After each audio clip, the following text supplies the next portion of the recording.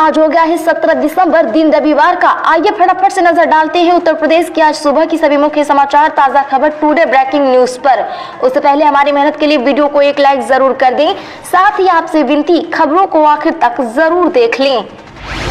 उत्तर प्रदेश में यूपी के किसानों कारोबारियों का बड़ा फायदा कराने जा रही योगी सरकार, खुरचन से लेकर बोरों के धान तक के लिए बड़ा प्लान। जी हाँ, बता दें कि योगी सरकार उत्तर प्रदेश के किसानों और कारोबारियों का बड़ा फायदा कराने जा रही है। उत्तर प्रदेश की विशिष्ट कृषि उपज और उससे तैयार उत्पादों की बेहतर मार्केटिंग और अधिकतम लाभ के उद्देश्य से योगी सरकार उत्तर प्रदेश के 20 कृषि उपज या उससे तैयार उत्पादों की GI टैगिंग कराएगी। इसमें उत्तर प्रदेश के मथुरा का पेड़ा, खुर्जा का खुरचन, सीतापुर की मूंगफली, मेरठ की गज्जक आदि शामिल है। उत्तर प्रदेश में फ्री राशन वितरण पर संकट, कोटेदारों ने कर दिया ये ऐलान। जी हाँ, बता दें कि नए वर्ष के पहले माह से राशन वितरण पर संकट खड़ा हो सकता है। दरअसल उत्तर प्रदेश के कोटेदारों ने चेतावनी दी है कि राशन वितरण का लाभांश अगर नहीं बढ़ाया गया तो प्रदेश के 80,000 कोटेदार जनवरी से राशन का वितरण नहीं करेंगे।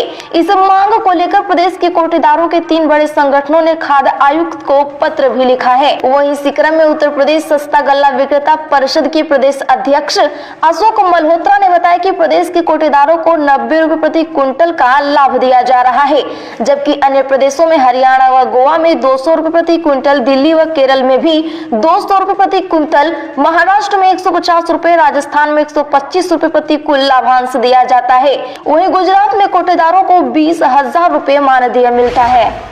आज काशी आ रहे हैं प्रधानमंत्री मोदी, विकसित भारत संकल्प यात्रा में होंगे शामिल। कल भी कई कार्यक्रम। जी हाँ, बता दें कि आज 32वें दौरे पर रविवार शाम प्रधानमंत्री नरेंद्र मोदी काशी आएंगे। मोदी रविवार और सोमवार 2 दिन अपने संसदीय क्षेत्र में रहेंगे। पहले दिन 17 दिसंबर को काशी यात्रा में पीएम मोदी नंदेसर में विकसित भारत संकल्प यात्रा में शामिल होंगे। फिर शाम को नमो घाट पर काशी तमिल संगमम का उद्घाटन करेंगे। वहीं अगले दिन 18 दिसंबर को पीएम विहंगम योग के सबसे बड़े केंद्र स्वर्देव मंदिर के लोकार्पण कार्यक्रम में शामिल होंगे। इसके बाद बरकी में मिशन 2024 का शंखनाद करते हुए जनसभा को संबोधित करेंगे।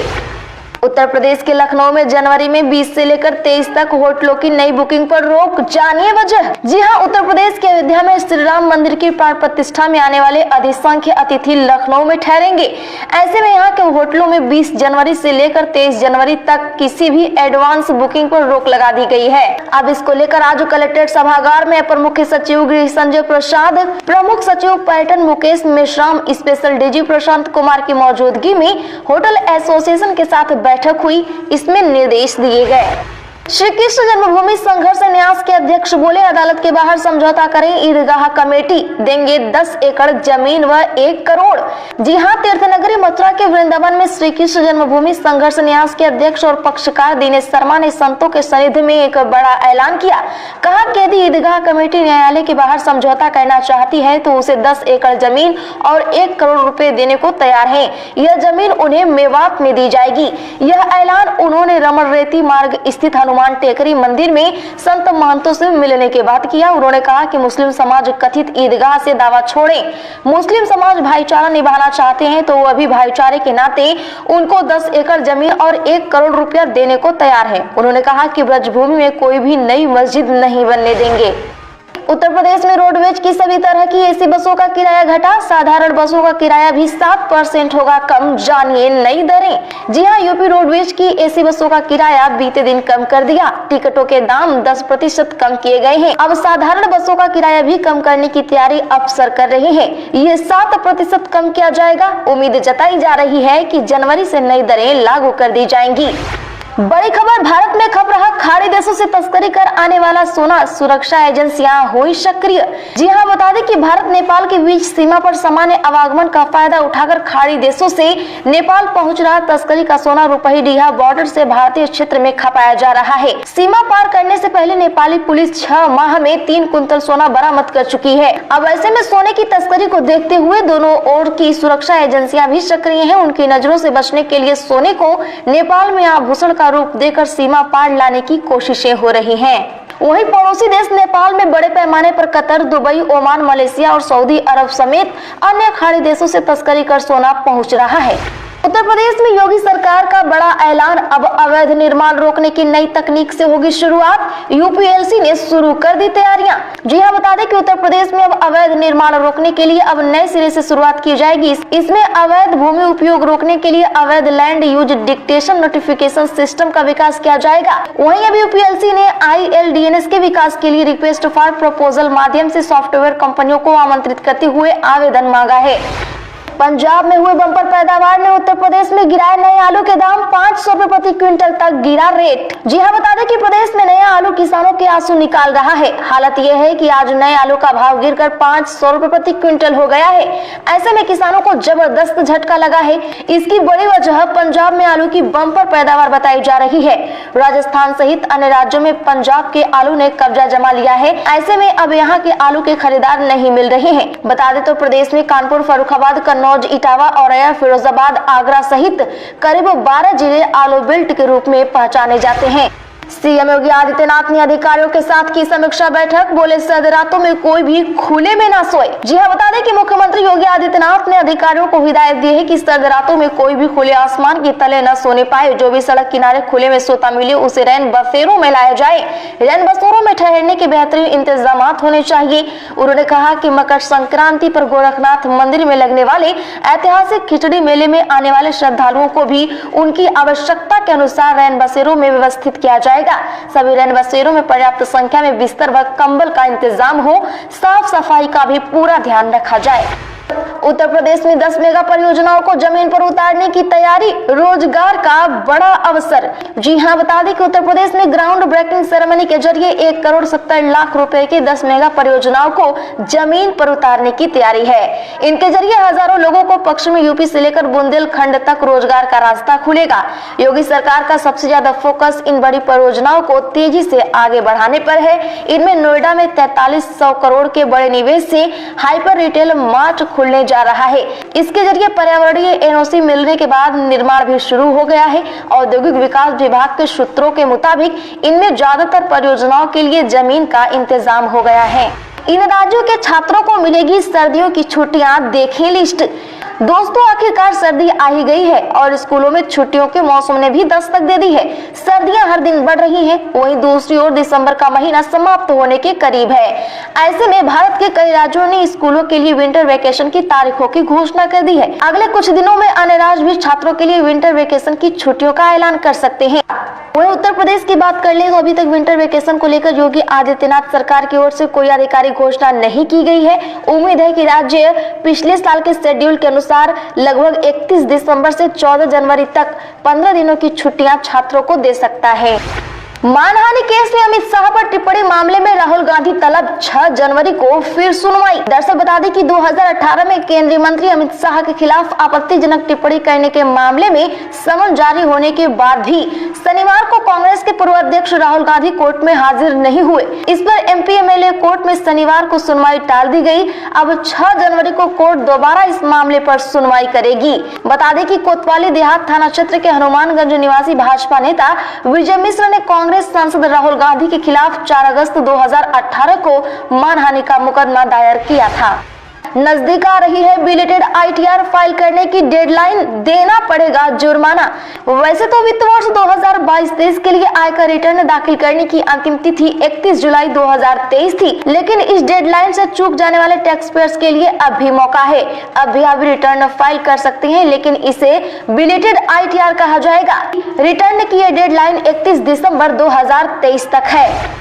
माफिया आतिक से कोई संबंध नहीं, पिता के बचाव में उतरी बॉक्सिंग खिलाड़ी ने झूठे मुकदमे में फंसाने का लगाया आरोप। बता दें कि बॉक्सिंग खिलाड़ी खुशबू निषाद ने अपने पिता पूर्व सांसद नंदलाल निषाद चंदा को झूठे मुकदमे में फंसाए जाने का आरोप लगाया है। खुशबू का कहना है कि उनके पिता का आतिक से कोई संबंध नहीं है। उन्होंने आरोप लगाया कि माफिया आतिक अहमद से संबंध होने की मनगढ़ंत कहानी जबरन रची गई है। ये आरोप निराधार है।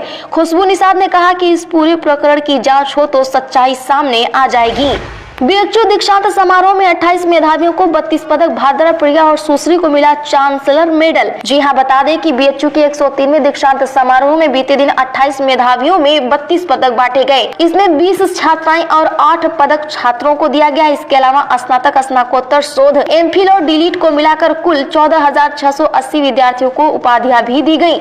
समारोह में संगीत एवं मंच कला संकाय में बैचलर ऑफ परफॉर्मिंग आर्ट्स में सर्वोच्च अंक पाने वाली छात्रा सुश्री और मास्टर ऑफ परफॉर्मिंग आर्ट्स में भाद्रा प्रिया को चांसलर मेडल से नवाजा गया। दोस्तों, चैनल पर नए हैं तो चैनल को सब्सक्राइब जरूर कर लें, साथ ही वीडियो को एक लाइक जरूर करें। नीतीश उत्तर प्रदेश से लड़ेंगे लोकसभा चुनाव, पटना नहीं दिल्ली से हो सकता है फैसला, इसी महीने चर्चा संभव। दरअसल बता दें कि बिहार के मुख्यमंत्री नीतीश कुमार की उत्तर प्रदेश से लोकसभा चुनाव लड़ने की अटकलें चल रही हैं। खास बात यह है कि जेडीयू ने उत्तर प्रदेश से ही नीतीश के चुनाव प्रचार अभियान की शुरुआत का प्लान बनाया है। राजनीतिक गलियारों में चर्चा है कि बिहार सीएम प्रयागराज की फूलपुर या उत्तर प्रदेश की किसी अन्य सीट से चुनावी मैदान में उतर सकते हैं। हालांकि अभी तक नीतीश या जेडीयू की ओर से कोई पुष्टि नहीं की गई है, मगर अंदर खाने से इसकी तैयारियों में पार्टी नेता जुट गए हैं। बताया जा रहा है कि इसका अंतिम फैसला पटना नहीं बल्कि दिल्ली से होने वाला है। नीतीश के यूपी से चुनाव लड़ने के मुद्दे पर इसी महीने चर्चा संभव है। अखिलेश यादव कन्नौज से लड़ सकते हैं लोकसभा चुनाव, वीआईपी सीटों पर सपा से मिले ये संकेत। जी हां, समाजवादी पार्टी की ओर से अपनी वीआईपी सीटों पर भावी प्रत्याशियों का संकेत दिया जाने लगा है। सपा अध्यक्ष अखिलेश यादव इस बार कन्नौज से लोकसभा चुनाव लड़ेंगे, जबकि मैनपुरी से सांसद डिम्पल यादव को दोबारा चुनाव लड़ाने की तैयारी है। सपा के राष्ट्रीय महासचिव शिवपाल यादव ने कन्नौज में कहा कि अखिलेश यादव कन्नौज से लड़ेंगे और उन्हें भारी बहुमत से जिताया जाएगा। कानपुर में जुटेंगे देश भर के यूनिवर्सिटी और कॉलेजों के शिक्षक, बांग्लादेश समेत इन देशों के टीचर भी लेंगे हिस्सा। जी हां, देश भर से यूनिवर्सिटी और डिग्री कॉलेजों के करीब 1500 शिक्षक 19 से 21 जनवरी 2024 तक शहर में होने वाले आईपी फुक्टो के 33वें राष्ट्रीय अधिवेशन में जुटेंगे। बांग्लादेश, नेपाल, श्रीलंका और भूटान के शिक्षक भी आ रहे हैं। कानपुर में पहली बार एआई फुक्टो का अधिवेशन बीएनडी कॉलेज में होगा। उत्तर प्रदेश में वर्दी वालों को बहुत महंगी पड़ी अतीक की चाकरी, अब सबसे बड़े करीबी की तलाश, एनडब्ल्यू जारी। दरअसल बता दें कि माफिया अतीक अहमद के लिए कई पुलिस कर्मियों ने अपनी नौकरी दांव पर लगा दी थी। कईयों पर कार्रवाई हो चुकी है। इनमें माफिया का सबसे करीबी रहा एहतेशाम। अतीक के गनर रहे एहतेशाम के खिलाफ बर्खास्तगी तक की कार्रवाई हो चुकी है।